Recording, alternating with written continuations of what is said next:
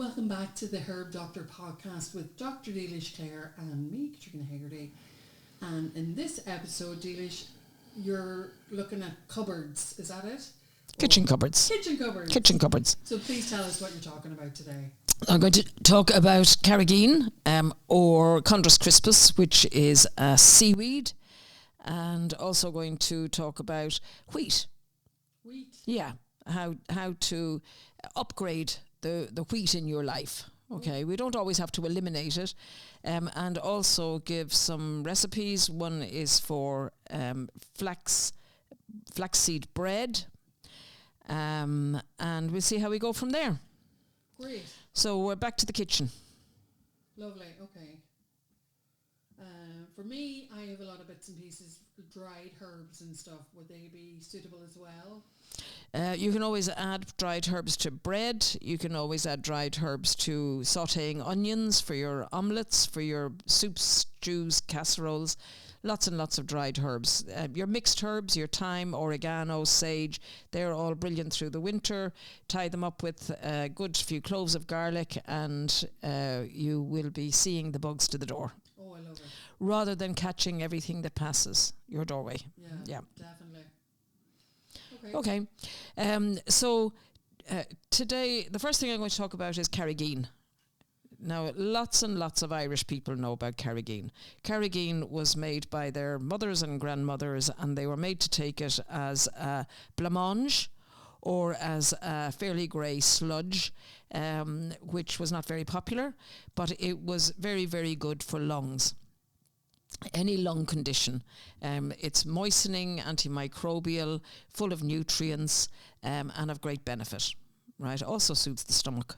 So we want to find a way of making carrageen more accessible. I don't know how available it is overseas. Certainly Ireland is exporting vast amounts of seaweed. And there are concerns about the industrial harvesting of it, like everything else, and how much is going to be left for local people. There's all kinds of politics around it. Everything to do with medicine and food is political, but it is something that we have on our doorsteps. It's our traditional medicine, serving us as the indigenous population and anybody else who wants to join us in this lovely land. So can I just ask one question there before you continue? So for those of us who don't know what carrageen actually is, what is it? It's a seaweed. Ah, okay. Did I not say that? No. Did I not? Sorry about that, everybody. So it's a seaweed. It's found in rocky shores, and we have plenty of them in Ireland. In the areas that are covered most of the time, but exposed at low tide. It's harvested by many people in Connemara, which is the coastal area near to Galway. So the recipe that I'm going to go through, I include hibiscus and ginger. Hibiscus is rich in vitamin C, and ginger is very good for dispersing a fever. Again, also good for digestion and warming the body in a diffuse way, which although it's warming, it also supports the comfort with a fever. Okay, so that's how I would see it. So you take a closed fistful of dried carrageen, which is Chondrus crispus is the Latin name, and that's about 8 to 10 grams. 2 teaspoons of hibiscus tea. This gives an enticing red colour. Believe me, it makes it much more palatable. Red is one of the most palatable colours for food. So don't forget to buy green cabbage, red cabbage and white cabbage, which has nothing to do with this recipe. But just in general, you want 700 mils of cold water, which is 1 1/4 pints. You want a knob of frozen ginger or the ginger paste that you can get in a tube. This is a great shortcut. Or 1 teaspoon of dried ginger. You can use other dried spices like cinnamon, star anise, fennel. You can really spice it up to nice. You can put root of licorice. Now that's not Bassett's All Sorts, which is full of artificial sugar and colours, but this is the original licorice root. The juice of a lemon, organic if available and affordable. There are 2 aspects of organic food. Honey to taste, and preferably single source and local if possible. So place the carrageen and water in a saucepan. Let it soak for 20 minutes to soften. Cover the saucepan and bring it slowly to a boil over medium heat. So don't blast it, put it on a nice medium heat. Then lower the heat to simmer it gently for 30 minutes.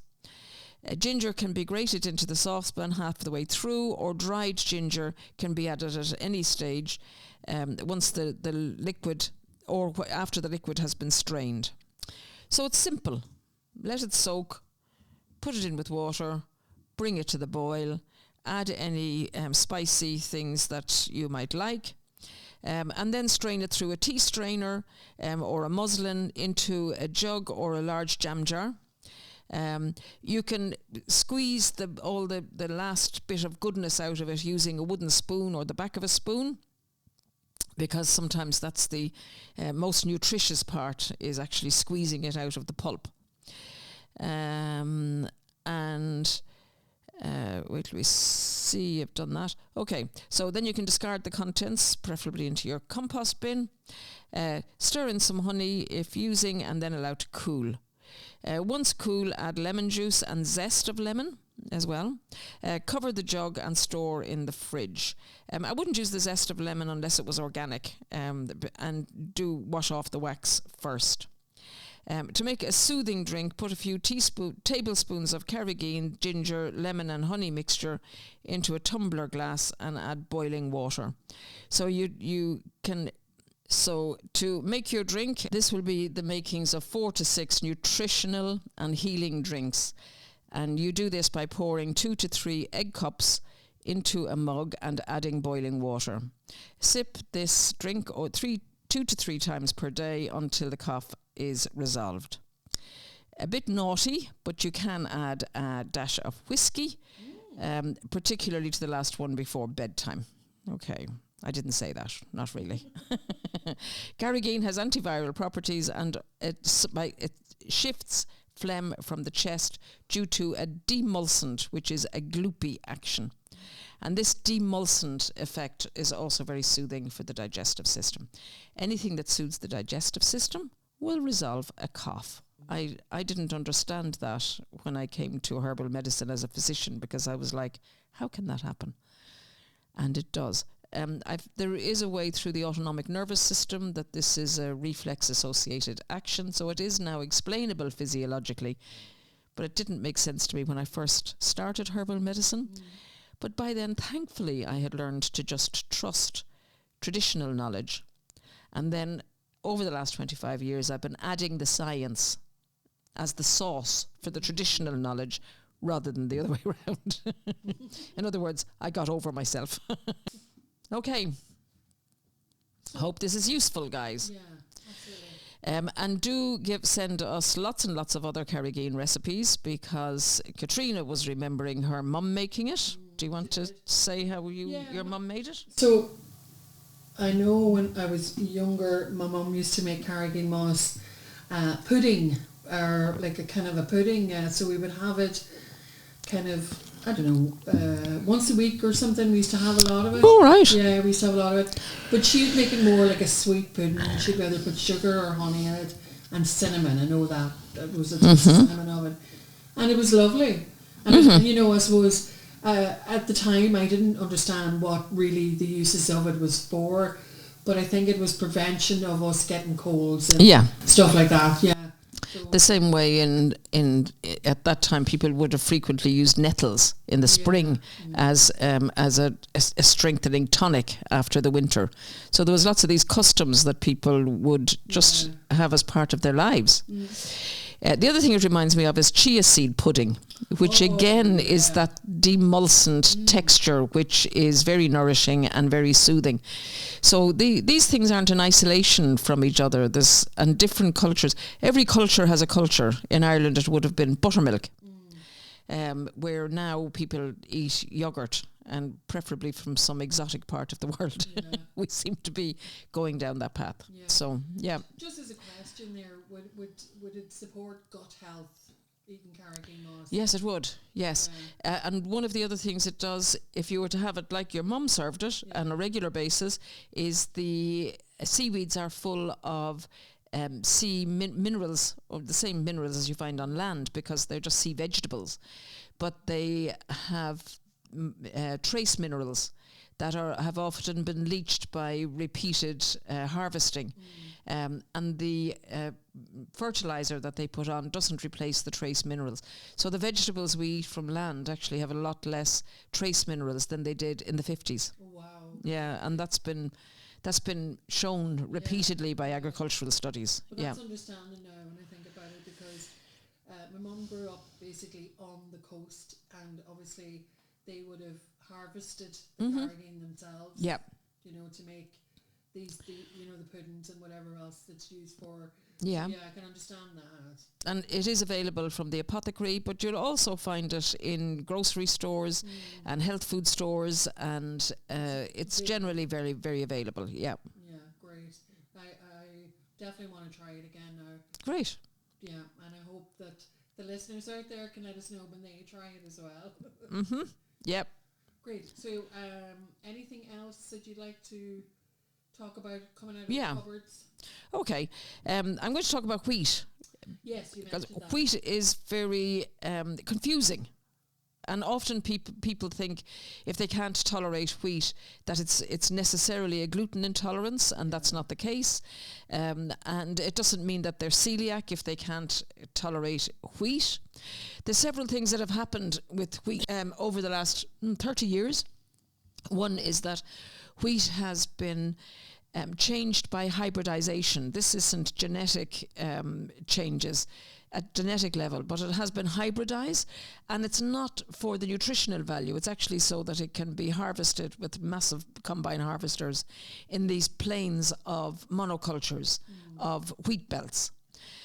So it was to increase the production, and this was done with great anticipation of benefits, where there would be more food to feed the growing global population. But it hasn't turned out to be so, because it is a change which we co-evolved with wheat over thousands and thousands of years, and to change the protein structure where we don't have changes in our genetic makeup in order to as efficiently use the nutrition of this hybridized wheat. That's one theory, that I've seen put forward, but it makes sense. And growing up in that era, I was aware of this argument for feeding the global population. This comes back to my parents. I can't remember if it was my mother or my father who said the road to hell is paved with good intentions. And it is, because many of these ways of industrializing things weren't necessarily born out of wanting to harm the nutritional state of the population. They were intended for great benefit. But that's one of the reasons why we're not actually designed to eat the mass-produced wheat. Then when they harvest that wheat, most of it is refined, because that extends the palatability. I mean, many people would rather eat white bread than brown bread. So it increased the profitability, and it also increased the shelf life. I've seen TED Talks where people bring in Wonder Bread, which is the same Wonder Bread they used to demonstrate with 3 years ago, and it's never gone mouldy, or which means that even the moles don't want to eat it. So this is very deficient of nutrition and fibre. So if you go to use better quality heat, and then it comes on to the cooking process. The least expensive way of making bread is to flash blast the loaves, so that they need less electricity in order to do the baking. Okay, and also the yeasts have been other baking agents have been used rather than yeast, and yeast is known to reduce the gluten in the wheat. Wheat is the cereal that has the most gluten, so the not using these traditional yeasts means that you don't get this fermenting process where the gluten is reduced, not removed, but just reduced. And maybe at the end of this, I'll talk about the effect of gluten on the gut. So what we want to do is we want to use good quality wheat. We want to use a variety of cereals to make bread, and also include nuts and seeds and various other things. So you don't have to give up wheat.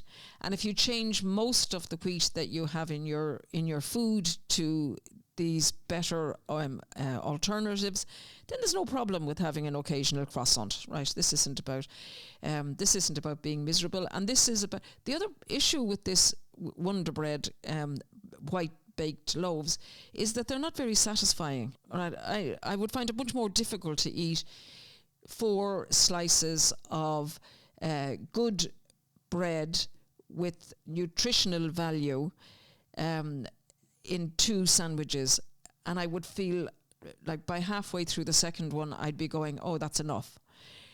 4 slices of white bread sandwiches, no problem. So when we're concerned with weight and the obesity pandemic, the chronic disease pandemic which is related to it, the one thing that people don't talk about is feeling full. Yeah. And if you feel full, you eat less. This is one of the big arguments for the keto diet, because food with fats is actually more satisfying. And foods with fibre is more satisfying. So today we're mainly talking about the fibre. So there are other kinds of wheat as well, including spelt, which is a more primitive kind of wheat. So therefore we don't have this recent hybridized issue. And if you take sourdough bread instead of loaves of bread, or bread not fermented by yeast, then you also cut down some of the intolerance problems. And if you eat less, in other words, I have a lot of patients who come and they've had toast or Weetabix for breakfast, they have sandwiches for lunch, and then 3 times a week they have pasta for dinner. And that's just too much. It's even sounds too much. Yeah, but people do it without thinking. Yeah. And it's all good food. I mean, even if they're eating brown bread, that's still too much of any one food. So, as always, we're talking about variety. Sometimes the tolerance is also related to what you're eating it with. So we'll go on to combining cereals and grains with foods, with protein based foods, and that also upgrades your nutrition. So I think we've covered most of my opening things. So this white slice pan has several effects on our metabolism. One, it gives us a rapid rise in blood sugar levels. That rapid rise is accompanied shortly afterwards by a dip, which is when we want our dessert. Just so you know, guys, you don't know you're full until 20 minutes after you've stopped eating. And I've actually found that very helpful. Say that again. You don't know that you're full until 20 minutes after you stop eating. Really? Yeah. So if you've had what it looks like to you a good dinner, and at the end of it you go, oh, I'm still hungry. Wait 20 minutes before you go for seconds. Yeah, that's very useful. So rapid rise in blood sugar, the accompanying dip, and then the running to the cupboard for extras. It also creates a high insulin demand. And this is where we come into the chronic inflammation, leading to everything from depression to benign prostate hypertrophy, which is a benign condition, but it causes a lot of sleep problems and secondary problems for men, and polycystic ovarian syndrome for women, endometriosis, all kinds of heart disease. Everything. So we don't want the bread we eat to be making us more likely to feel ill, all right? Because we want our food to be nourishing and kind and positive, right? And filling. That's the most important thing. Okay, so all these changes don't have overnight effects. They're slow, cumulative stress, particularly on the vascular system. Therefore, we're talking about dementia, which is another podcast. And as I say, I'm not here to say never eat bread, pasta or baked goods, but most of the time it's about how often, how much and what you choose. So in somebody who's metabolically healthy, eating refined flour occasionally, especially if you combine it with protein, fibre and movement, is unlikely to be an issue. So that's put it all a bit more succinctly.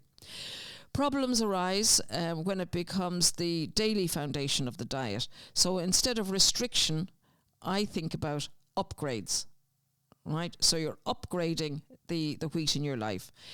The sourdough, and the other thing the fermenting does is it breaks down anti-nutrients. Everything that we eat has nutrients and anti-nutrients, and people forget about them. And these are things that are actually not very good for us. And they need to be broken down. So traditional ways of preparing food, like fermentation, means that these anti-nutrients don't have an anti-nutrient effect on us. So it also makes them easier to digest, so we're more comfortable, we're not burping and blowing off in every direction, and they're gentler on the blood sugar. So use variety. My favourite is buckwheat, right? So because it has added benefits. You can also use spelt, or this is something I didn't know about, legume-based plant pastas made by chickpeas or black beans, right? Now, I am familiar with rice pasta and rice noodles. They're also a good alternative, but maybe that's just something I've missed out. So watch out for your legumes are peas, so chickpeas or black beans. Use organic flour wherever possible and when affordable, because most crops are sprayed with herbicides, pesticides, and these are harmful to our health. If it's going to herbicide and pesticides they're biocides. They kill life. You do not want them in your body, right? Because they're going to kill your cells as well. They really are nasty little things. And the other thing is to pair all of your flour-based meals with fibre, protein and healthy fats. I know Katrina is going to raise her eyes now to me, because I'm going to say, this is where the sardines come in. I'm known as the sardine doctor, not the herb doctor. Sardines on toast. Yummy. Throw in a few cucumbers, some tomatoes. And you get your calcium in the bones, you get your essential fatty acids, and you get your protein. All right? All for under €1, right? There you go, guys. What can I say? I've earned my keep already. And this is what I say to my patients. So if you're eating sardines 3 times a week, or tinned salmon would be another, has a lot of the same benefits, or tinned mackerel, any of those smaller, the smaller the fish, the better. If you have those 3 times a week, you may well be able to afford the organic lemons for your carrageen moss. Do you see what I mean? Okay. So now we're talking. So these small changes can give you very different biological effects, all to the benefit. So life changes with progress, not perfection. All right. There's no single herb for complex dysregulation. No single supplement to mend diseases. No good and good habits are repetition of small changes, so they are ingrained and automatic. So we keep working on them. You keep making more and more virtuous circles. And you start when you're in college, which is Lauren's age. We're joined by Lauren today, who's studying marketing. So there you go. Lauren, are you going to buy some sardines? Yes. My trick is I have 3 tins of sardines in my cupboard at any one time. If they are not shifting, I know I'm not eating. Okay. So every week I buy sardines, and if that pile is building up, I'm back to square one and restart the good habit. Because this is just human nature, isn't it? When I go to the sardine cupboard, I go, I'll have sardines for lunch. and then I just do it, right? And then I put lemon juice on the sardines, bit of black pepper. I mix in some cucumber, have it on my toast of nice good bread, and I start eating and I go, oh, this is really nice. Why did I have such resistance? And it's still there 20 years later after understanding this. It's just a word, really, sardines. I don't know what it is. I don't have that with salmon, but the sardines definitely. So there you go. Just keep doing it. And you can eat the bones and all, the whole lot, yeah? Oh, the bones are full of bioavailable calcium. There you go. Magic. And for Lauren's student age group, the bone strength that you build up when you're under 25 is what you count down from when you're over 50. I know you'll never conceive of ever being 50, but it will happen, and you want good strong bones to be the foundation of your happy years after the menopause. There you go. I call them the happy years. Happy years, yes, I love that. I'm in my happy years at the moment. Okay, so the wheat, and this is not the full story. If anybody has any more information about this, I mean, these are things that I've figured out, and they're kind of the biggest main principles. Whole books have been written about these areas. So the next thing I'll do is combine an alternative recipe for bread, not using wheat, because as I say, using alternative ingredients also widens the nutrition that you get. But what I love about it is it's got lots of fibre. The vast majority of people in industrialised countries do not eat enough fibre. Fibre is very important for hormone balance. And we have massive increase in hormone problems for men and women, right? It's not just women. So fibre is the first thing to do. Why? People want to know the evidence, because it enhances the enterohepatic circulation, which makes it more efficient to actually excrete your breakdown products of all your hormones, which means that your homeostatic balance will make for a better hormone balance of helpful hormones. And the other thing that the fibre does is it enhances the balance of helpful microbes in the gut flora. And these are very important for hormone balance, right? Because they make peptides, which are hormones, which directly affect the hypothalamus and the pituitary. And now that you all know how intelligent I am, I'm going to tell you how to make the bread. Yes, because that's the important thing. All right. So you might think flaxseed bread, oh my God, that's going to be heavy and, whatever. But this is, and it's going to be hard to make. This is amazing because it's so easy to make and to repeat. And you don't have to knead it, and you don't end up with messy hands. Okay.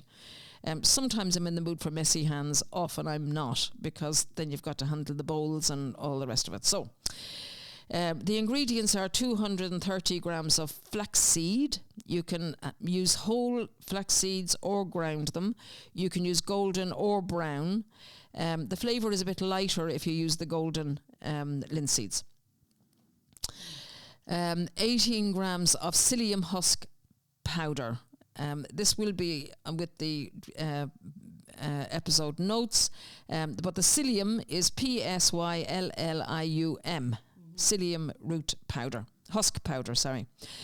16 grams of baking powder, half a teaspoon of sea salt, 180 grams of egg whites, and this is the amount from about 6 large eggs. So we're just using the egg whites. But don't panic, people. I've also put a recipe for how you use the 6 yolks. Because we do not want to waste food after the chickens have gone to such trouble to make them for us. Then 2 tablespoons of apple cider vinegar, 1 cup, 240 mils of hot tap water.